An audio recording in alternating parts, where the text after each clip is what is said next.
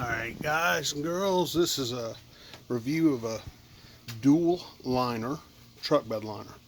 And I bought my truck a little better than 2 months ago, ordered this thing brand new and put this bed liner in it. I was researching some spray-ins and I found this and loved the idea of it.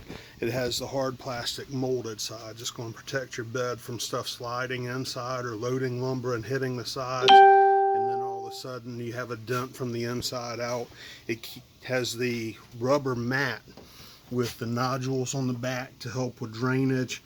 It keeps water draining forward and backwards, keeps stuff from sliding. How many tailgates have you seen that stuff is slidden from the inside and smashes against the tailgate and bends that thing? This will not allow it to do it. Nothing slides around on this thing. One of the best purchases I've made in a long time. I'll continue to do this. Every new truck I have will have this bed liner on it. It bolts in using existing hardware. Your tie downs, you unbolt them, you slide the sides in, you bolt them back. It does not move. This is an awesome product. You will love it, guaranteed. Half the price of a spray-in, less than the price of a drop-in.